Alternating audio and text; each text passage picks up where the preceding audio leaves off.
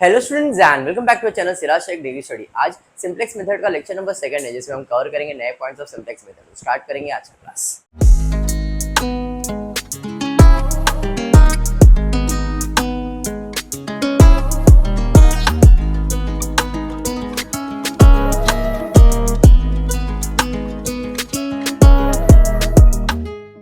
Text book page number 89, Vipul publication, example number 2।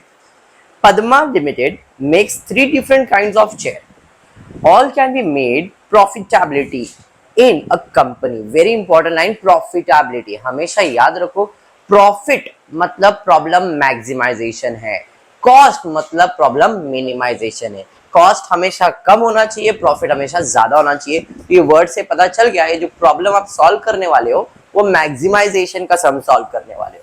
आगे देखते हैं आर्यन क्या दिया है। But the company's monthly production is constrained by the limited amount of labor, wood and screw available each month.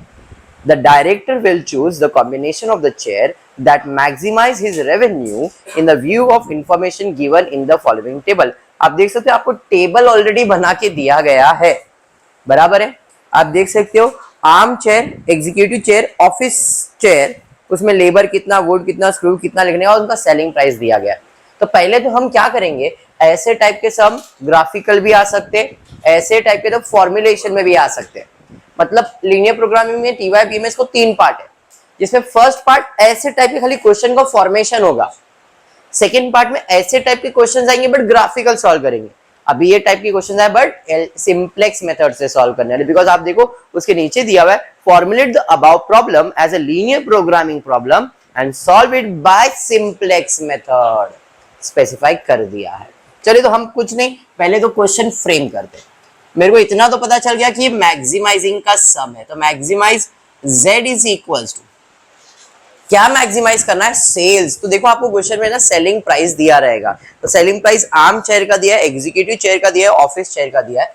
तो arm chair के लिए मैं x ले लेता हूं, कितना दिया, 4000, ये हो जाएगा 4000 x1 प्लस एग्जीक्यूटिव चेयर के लिए मैं ले लेता हूं प्लस, क्यों किया, क्योंकि मैक्सिमाइज ही करना है, 2000 x2 प्लस 5000 x3। ये मेरे मैक्सिमाइजेशन का इक्वेशन, ऑब्जेक्टिव फंक्शन तो बन गया। अब सब्जेक्टिव फंक्शन में आप देख सकते हो, तो सब्जेक्टिव फंक्शन में लेबर है, वुड है और स्क्रू है। इसमें आर्म को कितना लेबर लग रहा है, देखो जरा, 12x1 प्लस चेयर में, एग्जीक्यूटिव में 7x2 प्लस कितना, 9x3, और दिया है मंथली अवेलेबल। इससे ज्यादा अवेलेबल हो सकता है कि ये चेयर, ये लेबर या वुड अवेलेबल हो सकता है क्या, नहीं। मतलब इन सबको प्लस करके इनका आंसर आएगा लेस देन और इक्वल्स टू 1260। अरे बात समझ में आ गया, हाँ जी, यहाँ पे आएगा लेस देन और इक्वल्स टू 1260।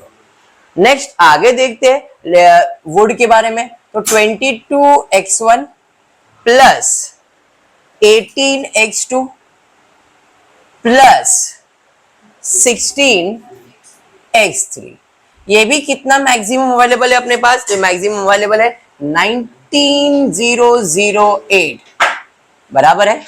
नेक्स्ट बढ़ेंगे आगे, उसके बाद क्या है, आगे बढ़ते हैं। नेक्स्ट उसके बाद दिया है स्क्रू कितना अवेलेबल है, 2x1 plus 4x2 plus 3x3 less than और इक्वल्स टू 396।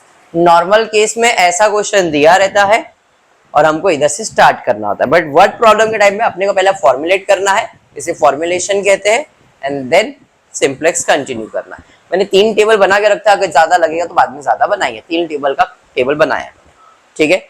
चलिए फिर स्टार्ट करते हैं। कितने इक्वेशंस हैं, हमेशा याद रखो, x1 x2 x3 will be greater than और इक्वल्स टू 0 ही। x1 x2 x3 का आंसर हमेशा 0 या 0 से बड़ा ही रहेगा, ओके। तो ये सिंप्लेक्स का property, yes you can say that. अब ये 3 इक्वेशन है, तो मैंने आपको बताया था जितने इक्वेशन उतने वेरिएबल अज्यूम करने का। तो इसके लिए मैं एक नया वेरिएबल अज्यूम कर रहा हूं, S1, इसके लिए S2, इसके लिए S3। स्लैक वेरिएबल अज्यूम किया, जितने वेरिएबल अज्यूम किया उसका ऑब्जेक्टिव फंक्शन ऐड करेंगे तो 0s1 0s2 0s3। याद आया? पिछले टर्म में हमने दो इक्वेशन था। हाँ जी, यस, दो ही आता, सब्जेक्टिव फंक्शन में दो ही इक्वेशन होता, तो x1 x2 ही होता। समझ में आया क्या? क्लियर, दैट्स इट, और कुछ ऐसा रीजन नहीं है। ये अंडरस्टूड, पहला स्टेप पक्का। चलिए अब जब टेबल फॉर्मुलेशन रेडी हो गया, हमारे टेबल पे आते हैं। सीबीआई, सीजे, बेसिक वेरिएबल, सॉल्यूशन रेशियो, जेडजे, और ये तो आपका आंसर है। स्टार्टिंग में पहले सीजीआई, सीजीआई मतलब ऑब्जेक्टिव फंक्शन। सीजीआई का मतलब क्या है? Objective. This is your objective function. Objective function में क्या क्या है? तो ये है 4000 जो कि आपका x1 बेसिक वेरिएबल है उसका, फिर है 2000 वेरिएबल क्या है? x2, फिर है 5000 वेरिएबल क्या है? x3, फिर है 0 s1 0 s2 0 s3। Objective function समझ में आया? अब इस सीबीआई, सीबीआई मतलब एंटरिंग वेरिएबल। क्वेश्चन में एंटर कौन हुआ? s1 s2 और s3, जिसका कॉस्ट था 0 0 एंड 0। इसे हम लोग s1, इसको s2 और इसको s3 कहते हैं। बात समझ में आया? क्लियर। अब इधर क्या लिखने का है? सब्जेक्टिव का फंक्शन। तो पहला सब्जेक्टिव फंक्शन है 12 7 9। s1 है, s2 है क्या? नहीं। s3 है क्या? नहीं। 1 2 6 0। Second equation 22 18 16। s1 नहीं है, s2 है, ये 0 1 9 0 0 8। समझा? Third equation 2 4 3 0 0 1 3 9 6। Table is ready. समझ में आया क्या? आपका काम क्या होता है? ZJ फाइंड करना और ZJ से डेल्टा फाइंड करना। अगर इसका आंसर कौन सा टाइप का सम है? मैक्सिमाइजिंग। मैक्सिमाइजिंग के सम में क्या याद रखना है? मैक्सिमाइजिंग के सम में याद रखना है कि जो डेल्टा का आंसर आएगा शुड बी लेस देन और इक्वल्स टू 0। ये किस चीज के केस में है? मैक्सिमाइजिंग के केस में। अगर प्रॉब्लम मैक्सिमाइजिंग का है तो डेल्टा का आंसर 0 या 0 से कम आना चाहिए। समझ में आ गया?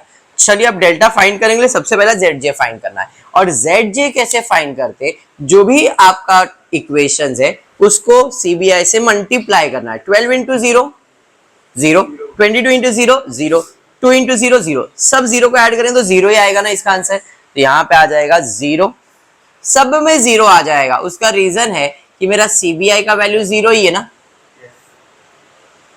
सॉल्यूशन भी 0। बात समझ में आया क्या? क्लियर है?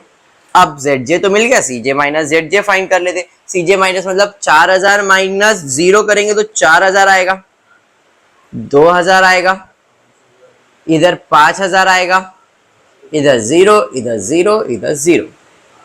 कहता है क्वेश्चन कि आपका आंसर 0 या 0 से कम आना चाहिए, बट ये तो पॉजिटिव आ गया ना। पॉजिटिव आया तो अब अपने को क्या करने का? मैक्सिमम नंबर लेने का। मैक्सिमम नंबर क्या है? and this will be selected as your column। इसे हम लोग कहते हैं की कॉलम। कॉलम समझ में आ गया? अब कुछ नहीं, ये नंबर्स जो है इस नंबर को सॉल्यूशन से डिवाइड करो तो आपको मिल जाएगा रेशियो। तो कैलकुलेटर नाम का प्राणी आपको अलाउड है। 1260 डिवाइड बाय 9 कितना आता है बताओ? 1260 divided by 9 is equivalent to, अच्छा आप लोग कैलकुलेट कितना कैसे बेटा? Divide 130.33 recurring. चलिए ठीक है। अब इधर 1908 divided by 16, 1908 divided by 16 equivalent to 1188। ठीक है। 396 डिवाइड बाय 3, 396 डिवाइडेड बाय 3 132 बराबर है। इधर हम क्या सिलेक्ट करते हैं? मैक्सिमम और इधर हम क्या सिलेक्ट करेंगे, मिनिमम। तो जरा देखो 133, 1188 या 132, मिनिमम क्या है 132 है ना। तो अब इसका मतलब ये रो सिलेक्ट होगा। अंडरस्टूड। तो इसे कहते हैं की रो और इसे कहते हैं की कॉलम।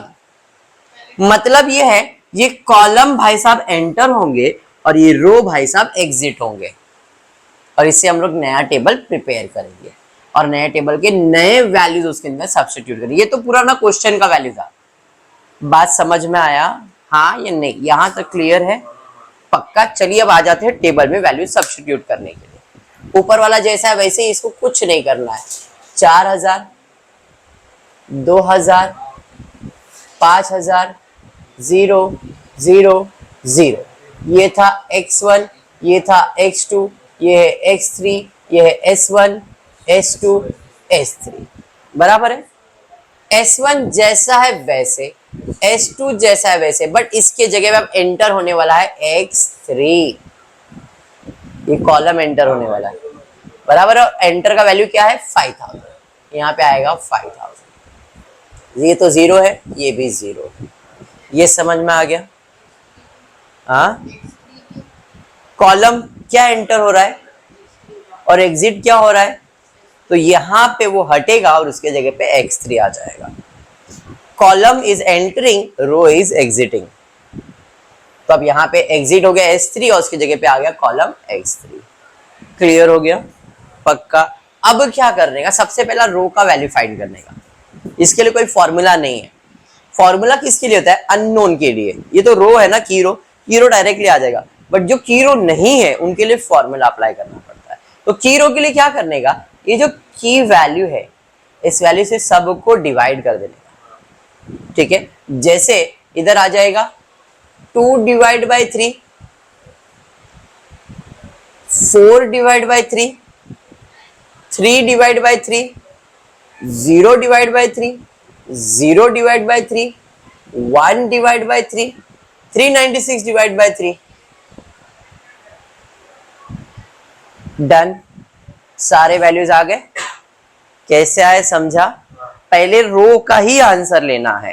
तो रो के वैल्यू पे जो की वैल्यू है वो की वैल्यू से सबको डिवाइड किया।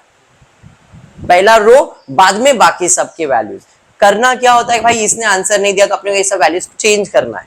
तो चेंज करने के लिए कैसे, तो पहले कॉलम सिलेक्ट कर लो, रो सिलेक्ट कर लो, रो का आंसर लिया, अब बाकी सबके वैल्यूज। तो इसके लिए आपको अब नया वैल्यू फाइंड करना है। तो न्यू वैल्यू का मैंने फॉर्मूला आपको दिया है। न्यू वैल्यू का फॉर्मूला है, new value is equals to old value minus corresponding की कॉलम इनटू करस्पॉन्डिंग की रो होल डिवाइडेड बाय की value. This is your formula. अब जैसे ये ओल्ड वैल्यू, ये ओल्ड वैल्यू, ये ओल्ड वैल्यू, ये सब ओल्ड वैल्यू ऊपर वाले, इसके जगह पे नया वैल्यू निकालना है। तो इसका फॉर्मूला क्या है, ओल्ड वैल्यू माइनस करस्पॉन्डिंग की कॉलम करस्पॉन्डिंग की रो इनटू की वैल्यू। जैसे एक एक करके स्टार्ट करता हूं। ये 12 है, क्या लिखा ना फॉर्मूला, क्या लिखा, ये क्या है, ओल्ड वैल्यू है, मैंने लिखा ओल्ड वैल्यू 12 माइनस करस्पॉन्डिंग की कॉलम। इस भाई साहब का कॉलम तो ये है और रो तो यही है। रो में ये वैल्यू है, कॉलम में ये है, कॉलम हुआ ना। तो 12 के लिए कॉलम वैल्यू क्या है 9, 12 के लिए रो वैल्यू क्या है 2 और की वैल्यू तो 3 है। तो इधर आ जाएगा कॉलम वैल्यू है 9, रो वैल्यू है 2 और की वैल्यू है 3। समझा? 12 का कॉलम वैल्यू, रो वैल्यू, की कॉलम, की वैल्यू। 1 जा 3 जा 3 2 जा 6, 12 में से 6 जाएगा तो 6 ही आएगा ना, 6 आएगा। समझ में आया क्या करते आप? ये खेलना है। अभी 7 है, कॉलम यही रहेगा, रो बदल जाएगा, बोलो ना।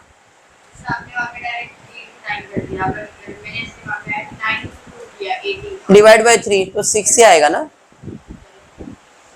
उम्र में होता है ऐसा मल्टीप्लीकेशन का, इट्स नॉर्मल। नहीं आएगा बेटा। 7 ओल्ड वैल्यू, चलिए 7 का कॉलम वैल्यू 9, रो वैल्यू 4, 4 की वैल्यू 3 जा 9 4 जा 36 कर सकते हैं, 3 4 जा 12, 7 में से 12 जाएगा तो -5 आएगा। कैसे? 12, 7 - 12 है ना, बिगर नंबर 5, यहाँ पे -5, बुझे? हाँ, कैलकुलेटर कैलकुलेटर सब आंसर देगा बराबर से अगर आप माइनस सीक्वेंस में करोगे तो। अब 9 का कॉलम वैल्यू 9 ही है, रो वैल्यू 3 है और की वैल्यू भी 3 है।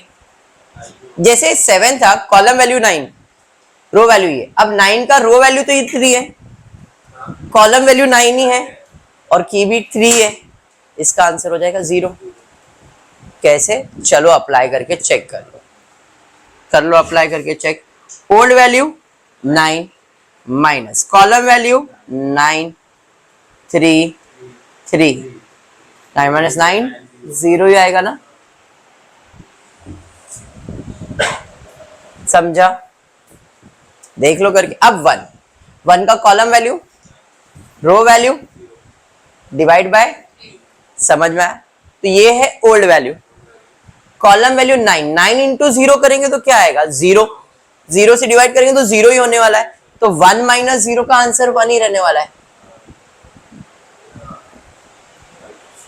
Old value 0, column value 9 into ये भी 0 रहे तो 0 ही रहेगा, ये 0 है old value. New value 9, corresponding column value 9 1 जा 9 डिवाइड बाय 3 करेंगे, 9 1 जा 9 डिवाइड बाय 3 तो 3 आएगा, 0 - 3 करेंगे तो -3 आएगा। करेंगे ना, कैसे क्यों करना है, ये लो old value minus column value 9, row value divided by 0 - 3, 0 - 3,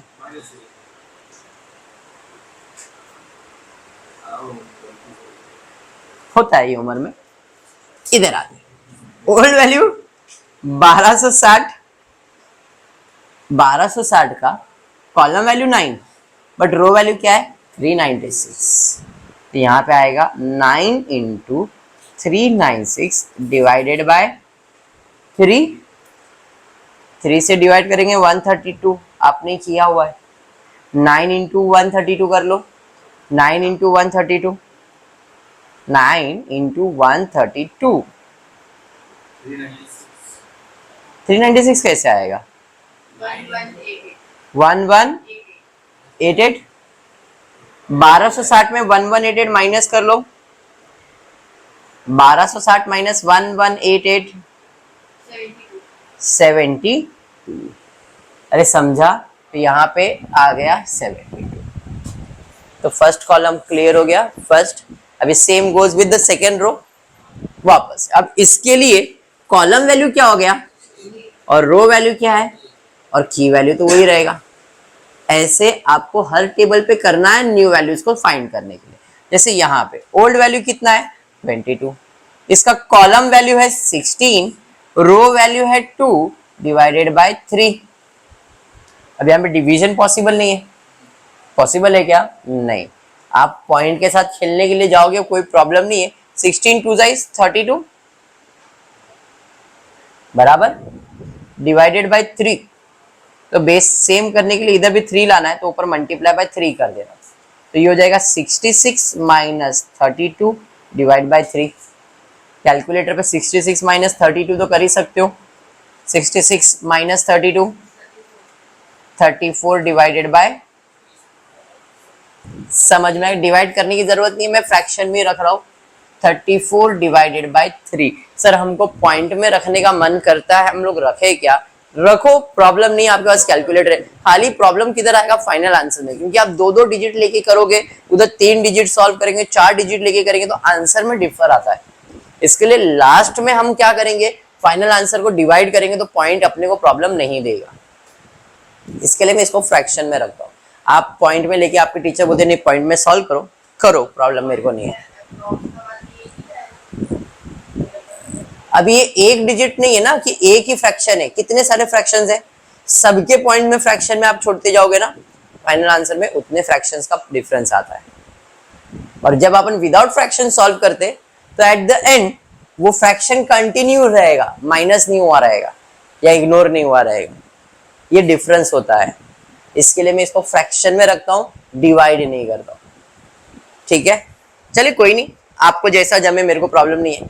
18 column value 16 divide by 4, हाँ जी, अच्छा डिवाइड बाय 3, तो यहाँ पे वही सेम चीज कंटिन्यू हो जाएगा। क्या हो जाएगा, ओल्ड वैल्यू है 18, column value 16, row value 4 divided by 3। 1 second, divide by 3 नहीं होने वाला है।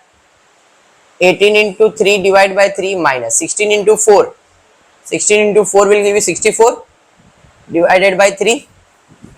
तो 18 इंटू 3 करो, कितना आ रहा है, 18 into 3 54 minus 64 divide by 3 minus 10 by 3, जहां तक मुझे लगता है। हाँ, ये 64 आएगा, इधर 3 से मल्टीप्लाई किया 54 आएगा, 54 माइनस 64 करेंगे माइनस 10 बाय 3 आ जाएगा। चलिए इधर आते हैं, 16 column value 16, row value 3 divide by 3, इसका आंसर हो जाएगा 0। यहां पे 0 कॉलम वैल्यू रो वैल्यू, ये तो 0 हो गया, आंसर इज 0। 0 से मल्टीप्लाई करेंगे 0, 0 है ओल्ड वैल्यू, 16 वन जा 16 डिवाइडेड बाय 3, तो 16 बाय 3, तो माइनस 16 बाय 3, जैसे इधर सॉल्व करके दिखाया था मैंने, same. And the last one solve करना है। यहाँ पे आ जाते, क्या है, 1908 ओल्ड वैल्यू है आपका, 19008 माइनस, इसके लिए कॉलम वैल्यू तो 16 है, रो वैल्यू क्या है 396, डिवाइड बाय क्या है, तो यहाँ पे आ जाएगा old value 16, sorry column value, row value है कितना 396 डिवाइडेड बाय 3, इसका आंसर 132 तो था, तो 16 इंटू 132 कर लो, 16 इंटू 132 21,012, तो 2112, 16 इंटू 132 ना। चलिए माइनस कर दीजिए, कितना आ रहा है, 19008 माइनस 16896, तो यहाँ पे आ जाएगा 16896। अब आपको सारे वैल्यूज मिल गए। अब जब सारे वैल्यूज मिल गए तो वापस से क्वेश्चन कहाँ पे आ जाता है, जेड जे और सी जे पे चेक करने के लिए। अब जेड जे जरा ध्यान से करना, 0 0, ये दोनों तो 0 देगा, बट यहाँ पे मल्टीप्लाई करना है 5000 इंटू 2 10,000, 10,000 डिवाइडेड बाय 3, डिवाइड नहीं करना है, फ्रैक्शन में रख रहा हूँ, 10,000 डिवाइडेड बाय 3, बाकी सब 0 था ना, 0 0, 5 4 20 डिवाइडेड बाय 5000, 0 0, 5000 डिवाइडेड बाय 3, इधर 5000 इंटू 132, 4 6 6 बराबर है, यहां तक समझा। अब माइनस करना है, 4000 माइनस 10,000 बाय 3, अब फ्रैक्शन में 3 तो उधर मल्टीप्लाई हो जाएगा, तो 12,000 में से 10,000 जाएगा तो 2,000 बचेगा, नहीं समझा, कोई नहीं। 4000 सीजे माइनस जेड कितना है 10,000 डिवाइडेड बाय 3, तो फ्रैक्शन में है, हाँ जी, बेस सेम करने के लिए 3, तो इधर भी मल्टीप्लाई बाय 3, 12,000 हो गया ना, माइनस 10,000 डिवाइड बाय 3, तो 2,000 डिवाइड बाय 3 हो जाएगा। समझा? इधर आ जाओ, 2,000 है तो 2,000 इंटू 3 करोगे तो 6,000 हो जाएगा। 6,000 में से 20,000 माइनस होगा तो माइनस में आंसर आएगा। 6,000 माइनस 20,000 करूंगा तो माइनस 14,000 डिवाइड बाय 3। ये तो जीरो, ये भी जीरो, ये भी जीरो, ये माइनस हो जाएगा 5,000 डिवाइडेड बाय 3। नहीं, हाँ, 0 माइनस 5,000 बाय 3। 0 में से 5,000 जाएगा तो माइनस में आएगा ना। मेरा आंसर क्या चाहिए था? 0 या तो नेगेटिव, नेगेटिव 0 0 0 नेगेटिव सब आ गया था, खाली इसने फंसा दिया मेरे को। इसका मतलब फिर वापस से टेबल कंटिन्यू होगा। जितनी बार रो सिलेक्ट होगा उतनी बार की वैल्यू आते जाएगा। अभी आएगा ना बेटा, रुक।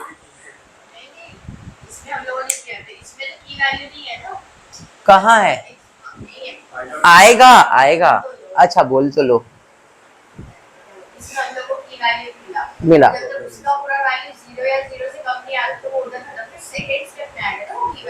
अभी नहीं, अभी ये 0 नहीं आया ना, मतलब अपने को सिलेक्ट करना है, तो सिलेक्ट करेंगे तो की वैल्यू आएगा ना।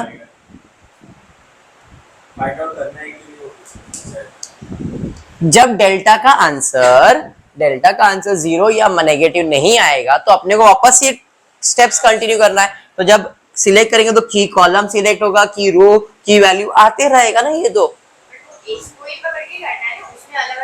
हर बार अलग आएगा, टेबल अलग। तो अब देखो, अब यहाँ पे सबसे बड़ा नंबर ये है, बड़ा नंबर ये ना, ये सब तो नेगेटिव है ना। सबसे बड़ा नंबर मतलब ये आपका कॉलम बन जाएगा। दिस इज अ की कॉलम, मतलब ये भाई साहब एंटर होने वाले। अब कहाँ एंटर होंगे? यहाँ यहाँ यहाँ, वो तो मालूम नहीं। उसके लिए अपने को क्या चाहिए रहेगा? रो। और रो लाने के लिए क्या निकालना पड़ता है? रेशियो। और रेशियो कैसे निकालेंगे? जो कॉलम है इसी से इसको डिवाइड करना है। मतलब यहाँ पे आएगा 72 डिवाइडेड बाई 6। 72 डिवाइड बाई 6 करेंगे तो आपको आएगा 12। यहाँ पे 16896 इंटू 3 डिवाइडेड बाई 34। 34 बाई 3 था ना, तो इंटू 3 डिवाइड बाई 34 करना पड़ेगा। 1490। ठीक है, ठीक है। 132 इंटू 3 डिवाइडेड बाई 2। 198। अब ये इंटू 3 डिवाइड बाई 2 क्यों किया? 2 डिवाइड बाई 3 क्यों नहीं किया मैंने? रेसिप्रोकल होता है ना सर, एक बार एक्सप्लेन कर दो। 132 को डिवाइड बाय 2/3 करना है तो 3 ऊपर जाएगा ना, सेम। ठीक है, ये हो गया। अब इसमें क्या सिलेक्ट करने का है? मिनिमम। और मिनिमम नंबर क्या है? 12। इसका मतलब ये एंटर होने वाला है, तो यहां पे ये रो सिलेक्ट हो जाएगा। अब जब ये रो सिलेक्ट हुआ तो इधर क्या बन गया? ये की आ गया नया, और ये आपका रो बन गया। इसका मतलब ये एग्जिट होगा और ये एंटर होगा। क्लियर है? अभी नया टेबल बना रहा हूं ना। जरूरी नहीं है कि और एक टेबल बने। देखो क्या बोला, तीनों जीरो से भी आंसर आ सकता था। जरूरी नहीं है कि हर बार अपने को एग्जिट करना ही पड़े। विल सी, अगर हो गया काम तो ठीक है, नहीं तो फिर करना पड़ेगा कि तीनों को एग्जिट मार के नया तीनों x1 x2 x3 लाना पड़ेगा। वो डिपेंड करता है। चलिए अब वापस से आ जाते हैं इधर। तो सबसे पहला वही लिखा जाएगा, 4000 x1, 2000 x2, 5000 x3, 0s1 0s2 0s3।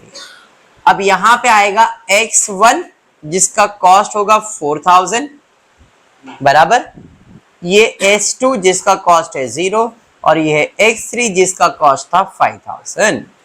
इसमें कुछ भी डाउट है क्या? नहीं।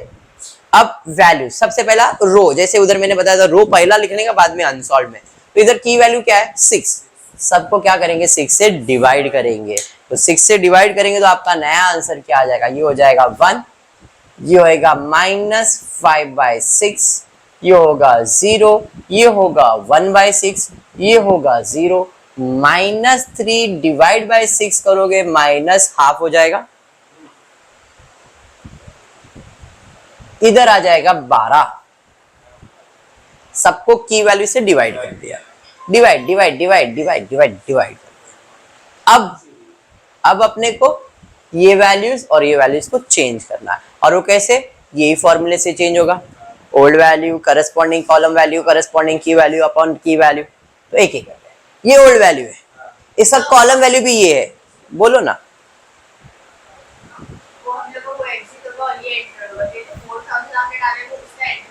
x1 का ही डाला है ना, ठीक है, डन, यहां तक समझा।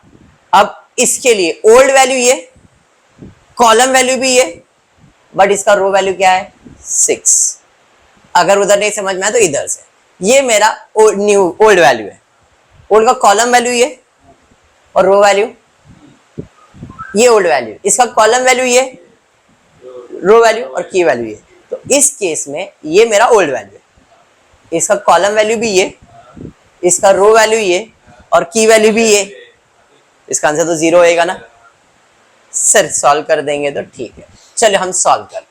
ओल्ड वैल्यू लिखा मैंने 34/3 माइनस कॉलम वैल्यू क्या है 34/3 इनटू रो वैल्यू क्या है 6 डिवाइडेड बाय 6, 34 माइनस, तो ये तो 0 हो जाएगा,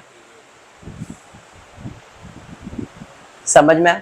सेम इसके लिए भी वही काम होगा, ओल्ड वैल्यू कॉलम वैल्यू की वैल्यू साथ में लिख दिया, समझ में आ रहा है, दो अब साथ में सॉल्व कर रहा हूं, थोड़ा प्रो तो बनना पड़ेगा, नहीं तो अपने पास उतना टाइम नहीं, एक एक को कितना टाइम देते बैठेंगे। तब यहां पे क्या है, old value column value row value की वैल्यू, इस केस में old value column value row value की वैल्यू, क्या हो गया, ओल्ड वैल्यू कॉलम वैल्यू की वैल्यू, अरे रो वैल्यू की वैल्यू, इधर भी 4 आया ना,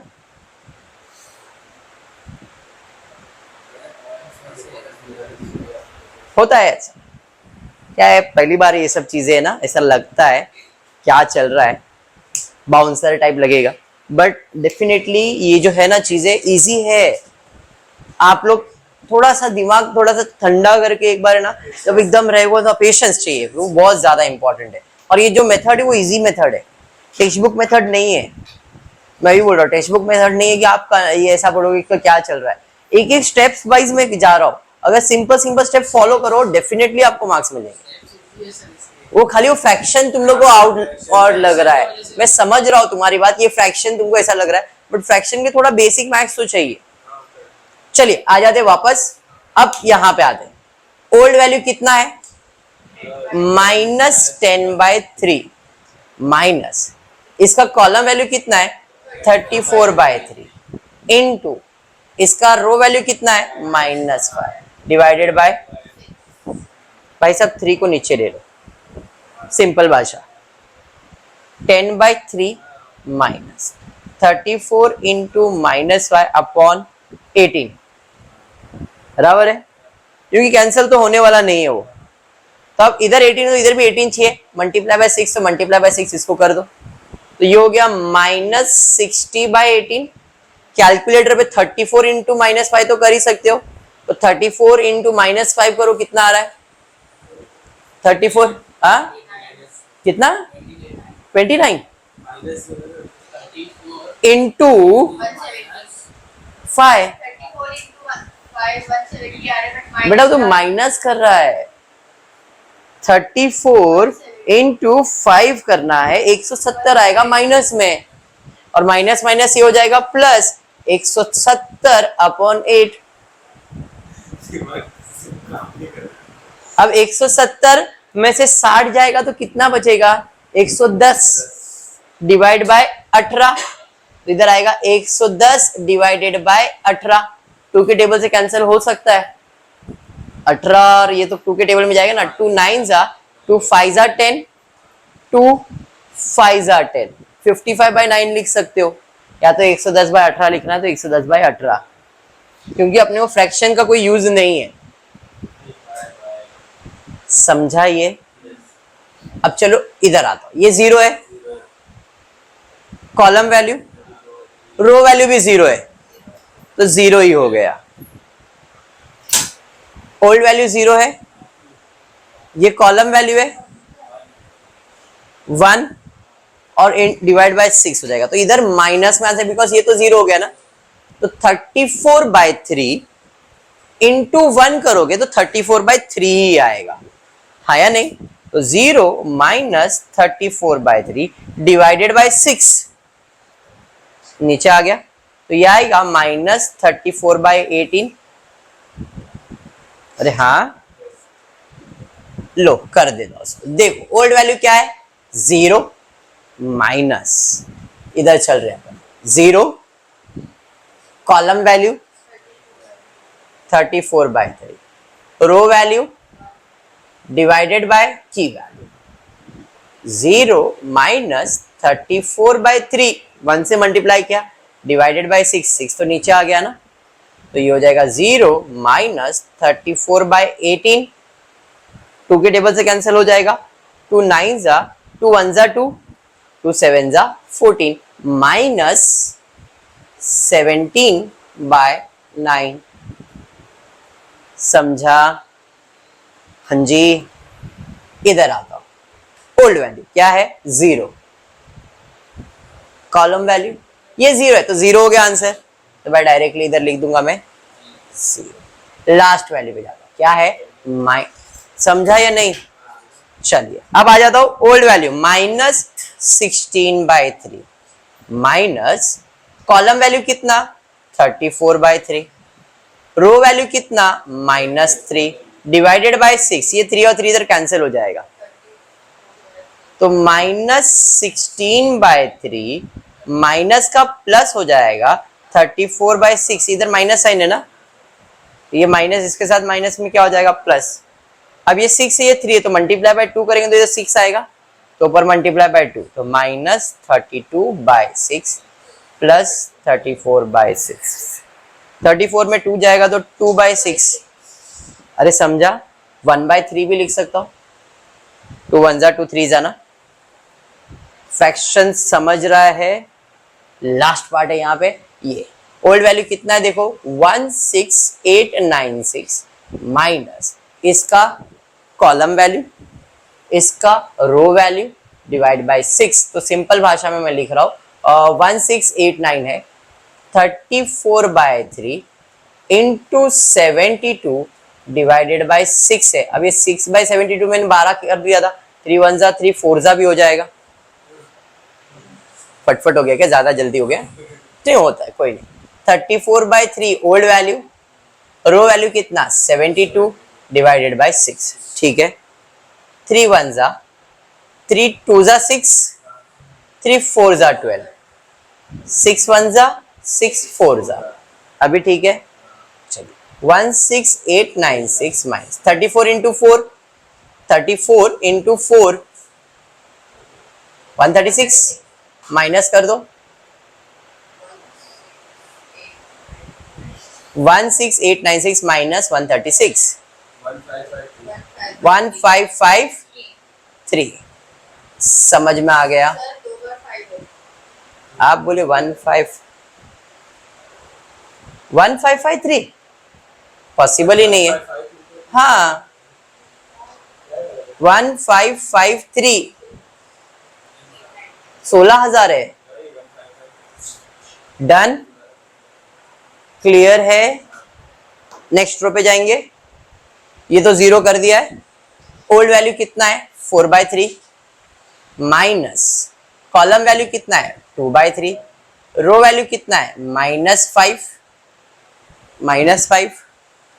divided by 4/3 minus 2 into minus 5 upon 18 बराबर ना, 2 1 जा 2 9 जा 18, 4/3 माइनस माइनस 5/9, बेस सेम होना चाहिए, 3 से मल्टीप्लाई होएगा, 12/9 प्लस 5/9, 12 प्लस 5 17, 17/9, ये 4 लिखा है, इधर मल्टीप्लाई बाय 3 होएगा। चलिए ठीक, थोड़ा सा प्रो बनने का ट्राई करेंगे अपन। 1, ये तो 0 है तो ये 0 ही हो जाएगा, ये तो 0 हो गया, 1 तो है ना अपने पास, ये 0 है, ये 2/3 है, ये 1 है और ये 6, तो इधर सॉल्व होगा, माइनस में आंसर आ जाएगा। कैसे? Old value 0 minus column value है 2/3, रो वैल्यू है 1 डिवाइडेड बाय 6, देख लो, कॉलम वैल्यू, रो वैल्यू, की वैल्यू, बराबर ना, 0 माइनस 2 इंटू 1 अपॉन 18, तो माइनस 1/9, ठीक है, ठीक है, लास्ट में जाते हैं। अब कहां भाई, S2 पे है, ये 0 ये भी 0, तो आंसर 0 ही रहेगा, ये है और इसका वैल्यू 3 है। चलो ये सॉल्व करना पड़ेगा, कैसे सॉल्व होगा, तो इसका आंसर आएगा old value 1/3, column value 2/3 minus 3 upon 6, cancel हुआ, -1 आ गया, 1/3 माइनस माइनस 2/6, 1 जा 3 जा 1/3 प्लस 1/3, तो ये हो जाएगा 2/3, इसका आंसर आ जाएगा 2/3, समझा।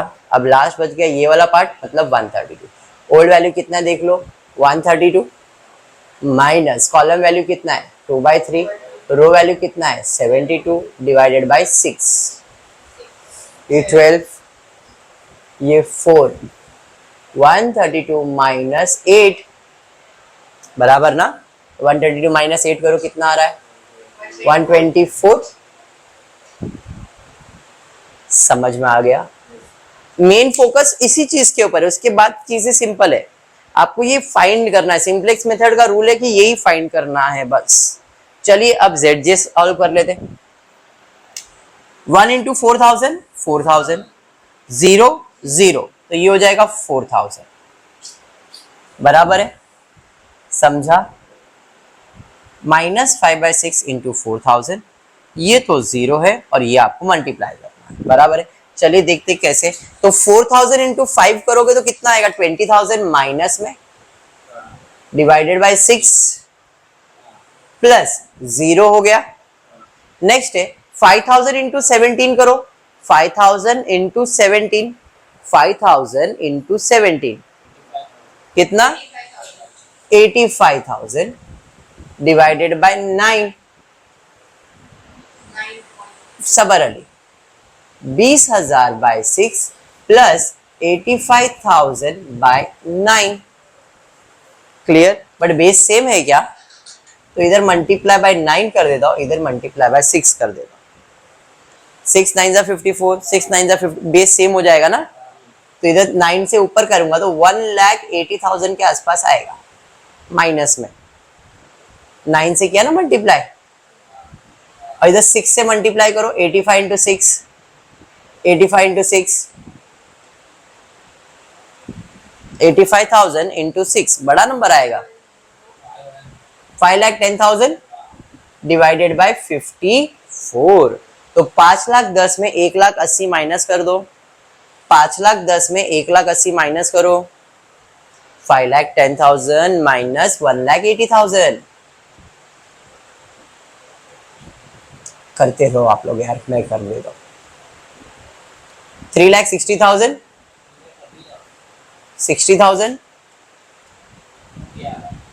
8 है ना यहाँ पे, तो 3 आएगा, 3,30,000 आएगा, डिवाइड बाय कितना है 54, क्लियर है। फ्रैक्शन में रख रहा हूं, बाद में इसे सॉल्व करूंगा, कितना है 3,30,000 20,000 डिवाइडेड बाय 54.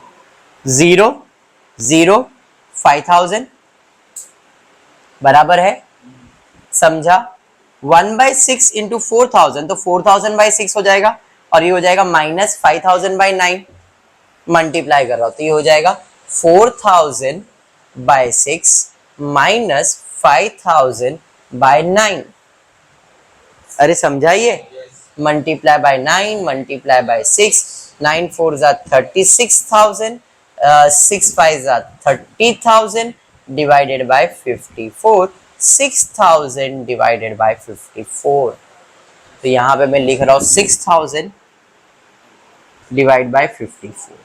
ये 0 हो जाएगा, यहाँ पे आता हूँ 4,000 और ये 10,000, तो यहाँ पे आएगा minus 4,000 by 2 plus 5 to the 10, 10,000 by 3. तो इधर मल्टीप्लाई बाय 3, इधर मल्टीप्लाई बाय 2, तो आएगा माइनस 12,000 बाय 6, और ये हो जाएगा 20,000 बाय 6. तो आएगा प्लस में आंसर आएगा 8,000 बाय 6. समझा? इधर और इधर 12 इंटू 4,000 48,000, 4,000 इंटू 12 करोगे 48,000 आएगा, प्लस 124 इंटू 50,000 करो, 124 इंटू 50,000 5,000 ना, वो 5,000 इंटू 124 कितना आ रहा है? एक जीरो कम कर दो खाली, कितना? अरे तुम लोग इतना डरते क्यों अमाउंट बोलने को? 6,20,000 प्लस 48,000, 6,68,000, 6,68,000. डन. जरा चेक करते अब क्या आ रहा आंसर अपना. 4,000 माइनस 4,000, 2,000 माइनस ये, तो 2,000 इंटू 54 करो, कितना आ रहा है? 2,000 इंटू 54, 2,000 इंटू 54, 1 लाख आया, और ये 3 लाख है, मतलब ये बड़ा है, तो नेगेटिव में आंसर आएगा. मैं लिख रहा नहीं बट नेगेटिव आएगा यहाँ पे. 5,000 माइनस 5,000 0, 0 में से माइनस करेंगे 0, 0 में से माइनस करेंगे 0, 0 में से माइनस करेंगे 0. आया सब आंसर. तो अपना आंसर क्या है? अपना आंसर है 6,68,000. है क्या? क्लियर है? आप चेक करना, आपको आंसर मिलेगा आपके टेक्स्ट बुक के अंदर. Last and final answer would be की वैल्यूज. इसमें सॉल्व किया है सिंप्लेक्स टेबल में. यस, 6,68,000 पेज नंबर 94 पे आपको मिल जाएगा. यहाँ पे देखो पेज नंबर 94 पे 6,68,000 आपको ऊपर दिख जाएगा. तो आपका फाइनल आंसर यही है. क्या बेटा? जो क्या नहीं, इधर आंसर लिखना है बट इसका काम कुछ भी नहीं है. आंसर हमेशा ये रहता है, मतलब अगर ये नेगेटिव आ जाता ना इधर ये सब, तो आंसर क्या रहता है मालूम? इधर जो सॉल्यूशन का रहता है ना answer last, ZJ answer is my solution.